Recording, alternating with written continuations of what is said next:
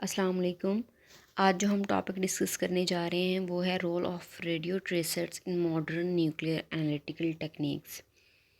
सबसे पहले हम रेडियो एक्टिव ट्रेसर्स को अंडरस्टैंड कर लेते हैं कि बेसिकली ये होते क्या हैं। रेडियो एक्टिव ट्रेसर्स ऐसे केमिकल कंपाउंड हैं जिनमें रेडियो आइसोटॉप्स की कुछ मिकदार जो है वो पाई जाती है। मतलब ऐसे केमिकल कंपाउंड्स जिनके अंदर एटम्स को रेडियो आइसोटॉप्स के साथ रिप्लेस किया जाता है। ठीक है, केमिकल रिएक्शंस के मैकेनिज़्म को एक्सप्लोर करने के लिए रेडियो एक्टिव आइसोटॉप्स को यूज़ किया जाता है। ठीक है, अगर हम इनकी एग्जांपल्स की बात करें तो मोस्ट कॉमनली जो यूज्ड रेडियो एक्टिव ट्रेसर्स हैं उनमें carbon 11, carbon 14, oxygen 15, phosphorus 32, iodine 123 और गैलियम 67 जो हैं ये रेडियो एक्टिव ट्रेसर्स के तौर पे एक्ट करते हैं। नेक्स्ट हमारे पास है role of radio tracers in modern nuclear analytical techniques. Radioactive isotopes different fields के अंदर यूज़ किए जाते हैं। रिसर्च वर्क में, मेडिसिन में, इंडस्ट्रीज़ और एनालिटिकल केमिस्ट्री में ये जो स्पेसिफ़िक रोल जो हैं वो प्ले करते हैं। ठीक है, जब ट्रेसर्स को केमिकल रिसर्च और एनालिटिकल केमिस्ट्री में यूज़ करते हैं तो इससे या इस मेथड को हम ट्रेस टेक्निक कहते हैं। ठीक है, ट्रेसर टेक्निक कहा जाता है।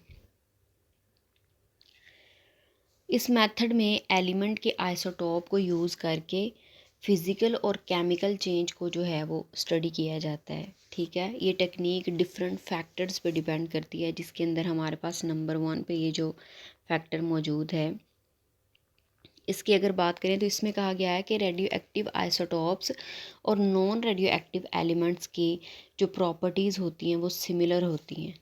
नंबर 2 है रेडियो एक्टिव आइसोटॉप्स की रेडियो एक्टिव नेचर के through non radio active elements की एक्सेस में से, यानी कि जहाँ पे नॉन रेडियो एक्टिव एलिमेंट ज़्यादा हों वहाँ से कॉरस्पॉन्डिंग एटम को ट्रेस कर लिया जाता है। ठीक है, उसे आइडेंटिफाई कर लिया जाता है, उसकी जो है वो पोजीशन चेक कर ली जाती है।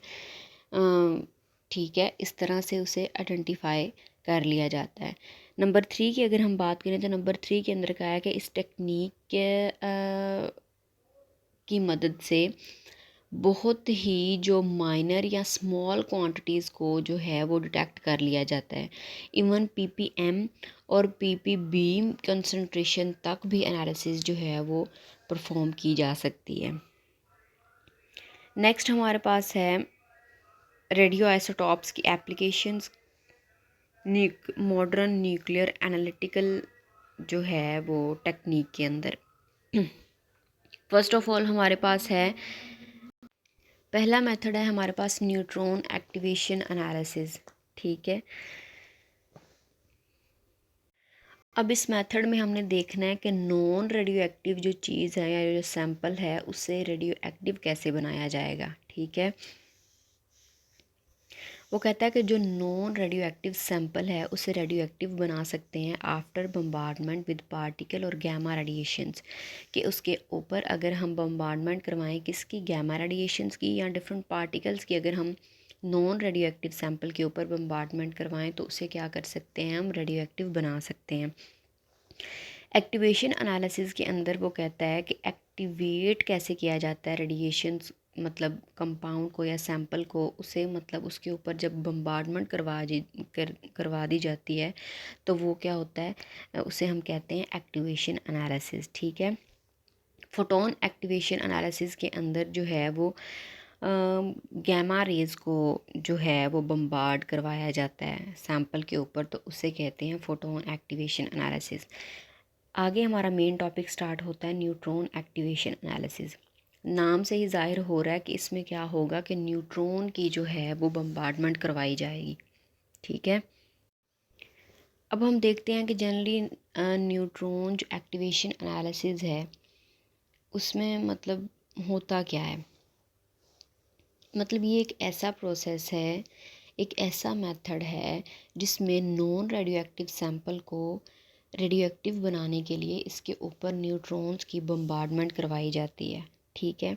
जो है इस न्यूट्रॉन एक्टिवेशन एनालिसिस को, जो ये बड़ी sensitive multi element analytical technique है जो क्वांटिटेटिव और क्वालिटेटिव एनालिसिस के लिए यूज़ की जाती है फॉर मेजर, माइनर, ट्रेस और रेयर एलिमेंट्स के लिए, ठीक है। ये टेक्निक जो है 1936 में जॉर्ज चार्ल्स और हिल्डे लेवी ने जो है वो डिस्कवर की थी, ठीक है। इसके प्रिंसिपल और इसकी वर्किंग की अगर हम बात करें तो इस टेक्निक के अंदर जो है वो न्यूट्रॉन की बम्बार्डमेंट करवाते हैं, ठीक है, सैंपल के ऊपर, और इसे जो है वो रेडियो एक्टिव बनाते हैं, ठीक है। फिर एनालिसिस करते हैं, सही है। डिफरेंट किस्म की जो है वो रेडिएशंस एमिट होती हैं इस बम्बार्डमेंट के थ्रू, ठीक है। उन रेडिएशंस को डिटेक्टर डिटेक्ट करते हैं और इस तरह से जो है एनालिसिस को परफॉर्म किया जाता है। इसके प्रिंसिपल और वर्किंग की अगर हम बात करें तो इस डायग्राम के थ्रू जो है वो हम डिस्कस करेंगे। ये देखें,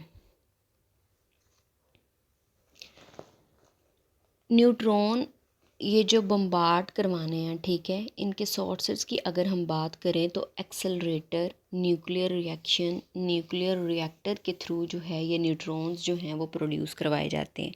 ये इंसिडेंट न्यूट्रॉन का सोर्स बता रही हूँ कि जो हमने बम्बार्ड करवाना है हमारे जो सैंपल के ऊपर, ठीक है, ये कहाँ से आते हैं, ये जो है एक्सेलरेटर से, न्यूक्लियर रिएक्शंस और न्यूक्लियर रिएक्टर्स के थ्रू जो है वो न्यूट्रॉन्स को प्रोड्यूस करवाया जाता है।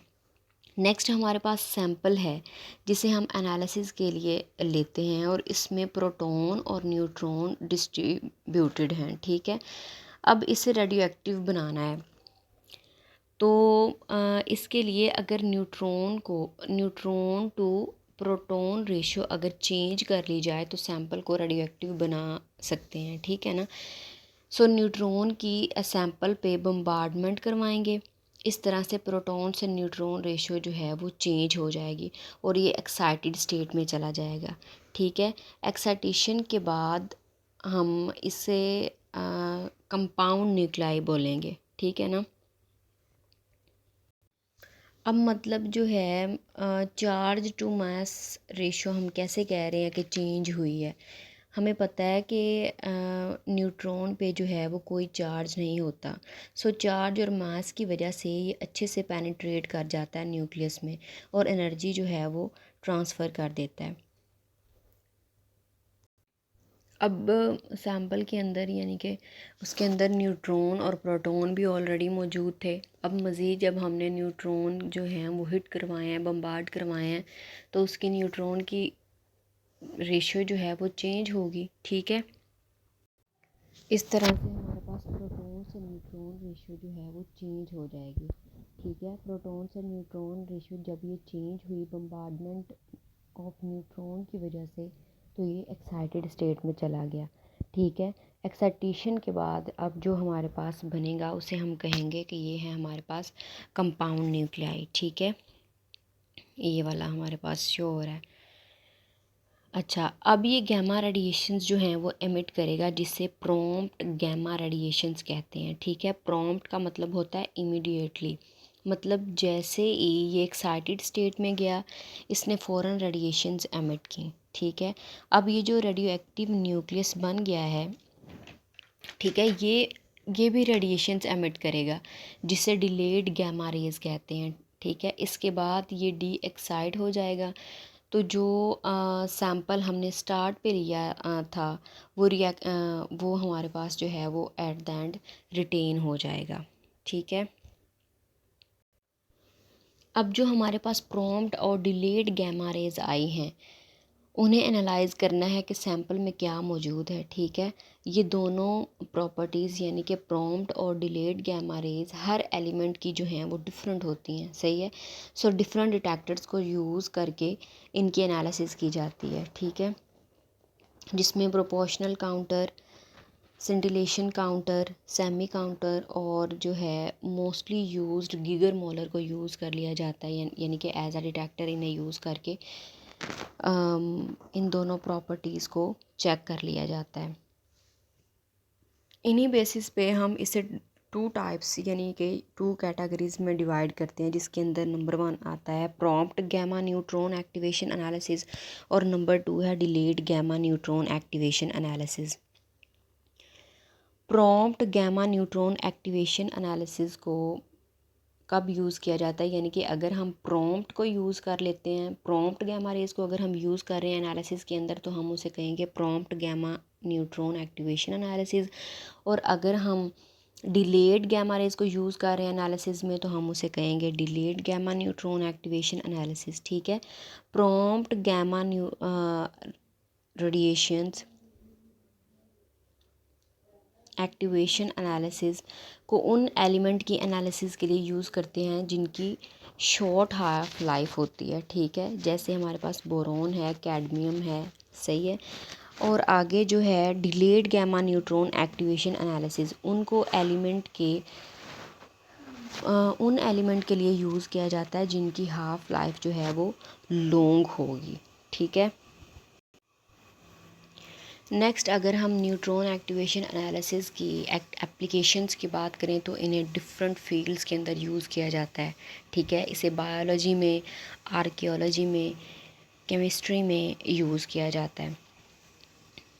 बायोलॉजी के अंदर जो है वो ऑयल्स और लिपिड्स के अंदर ट्रेस एलिमेंट्स के एनालिसिस के लिए, एग्रीकल्चर और प्रोडक्ट्स में और फिश में टॉक्सिन्स को फाइंड आउट करने के लिए, क्ले वगैरह की एनालिसिस के लिए, केमिस्ट्री के अंदर जो सॉल्ट, प्योर क्रिस्टल और मेटल्स के अंदर कंटामिनेंट्स पाए जाते हैं उनकी एनालिसिस के लिए, इंजीनियरिंग के अंदर जो है वो मेटल्स और प्लास्टिक्स के अंदर की कंपोजिशन और उनकी कंटामिनेंट्स को फाइंड आउट करने के लिए, फोरेंसिक्स के अंदर क्राइम सीन्स की एनालिसिस के लिए, जियोलॉजी के अंदर रॉक्स और सेडिमेंट्स की कंपोजिशन और सोर्सिंग के एनालिसिस के लिए, मेडिसिन के अंदर हेयर, स्किन और नेल सैंपल्स के टॉक्सिन और ट्रेस एलिमेंट्स की एनालिसिस के लिए इनको यूज़ किया जाता है।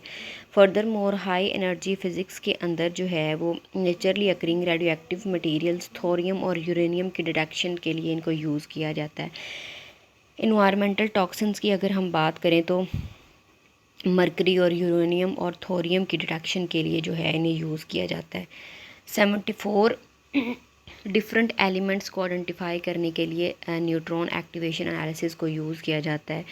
इनके एलिमेंट्स के अंदर जो हमारे पास है आर्सेनिक आ जाता है, क्रोमियम आ जाता है, सेलेनियम आ जाता है, क्लोरीन, मरकरी और मैग्नीशियम। इन एलिमेंट्स की डिटेक्शन के लिए न्यूट्रॉन एक्टिवेशन एनालिसिस को यूज़ किया जाता है।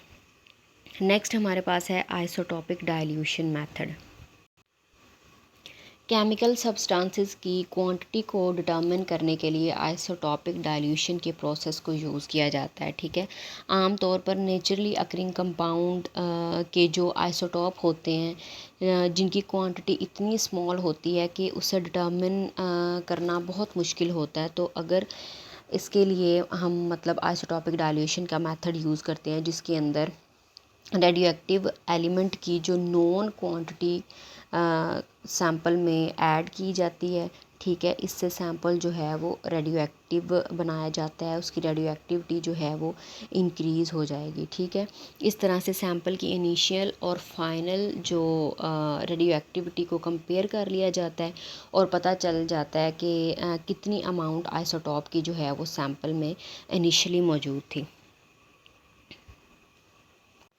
इसकी मैथमेटिकल रिलेशनशिप को अगर हम देखें कि कैलकुलेट कैसे किया जाता है आइसोटॉपिक डाइल्यूशन के लिए, तो उसका फार्मूला होता है WM/WA is equal to AI/AF-1 और WM is equal to WA into AI/AF-M।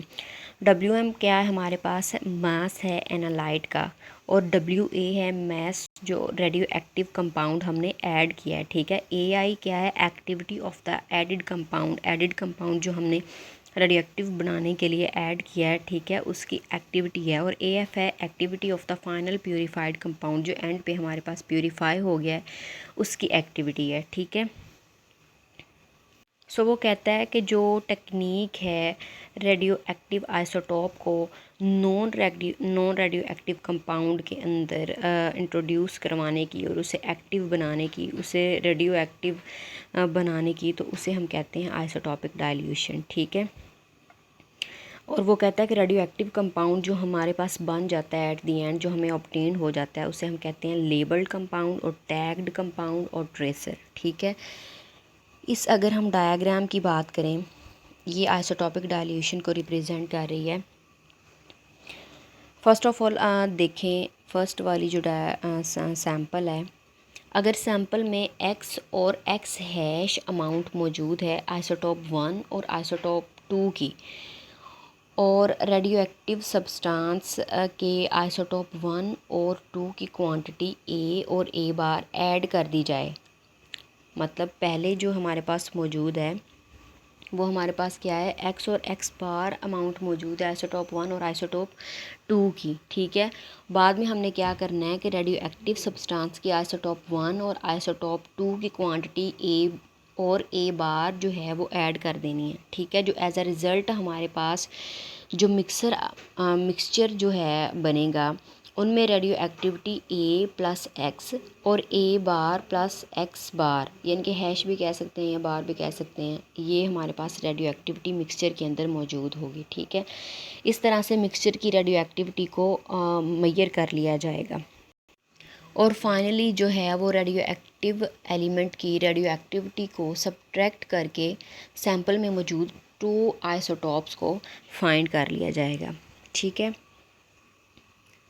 इसकी अगर हम एप्लीकेशंस की बात करें तो जो आइसोटॉपिक डाइल्यूशन का जो प्रोसेस है, जो मेथड है, ये कॉम्प्लेक्स बायोकेमिकल सब्सटेंसेस की एनालिसिस के लिए इसे यूज़ किया जाता है, जैसा कि विटामिन डी है, बी है, इंसुलिन, स्टेरॉइड्स हैं, मतलब जिनके सेपरेशन है, जिनका एनालिसिस डिफ़िकल्ट होता है, उनकी एनालिसिस इस प्रोसेस के थ्रू की जाती है। ठीक है, इसके अलावा जो है ऐसे प्रोसेस के अंदर इन्हें यूज़ किया जाता है जिनकी हाई एक्यूरेसी जो है वो डिमांड होती है। ठीक है, सच एज़ जो नेशनल मेट्रोलॉजिकल इंस्टीट्यूट होते हैं वो इस मेथड के ऊपर रिलाई करते हैं, इस मेथड को यूज़ करते हैं अपने इंस्टीट्यूट्स के अंदर। ठीक है, इसके अलावा जो है लो रिकवरी ऑफ एनालाइट जो है फाइंड आउट करने के लिए, ठीक है, इस प्रोसेस के लिए जो है वो आइसोटॉपिक डाइल्यूशन को यूज़ किया जाता है। उसके अलावा जो है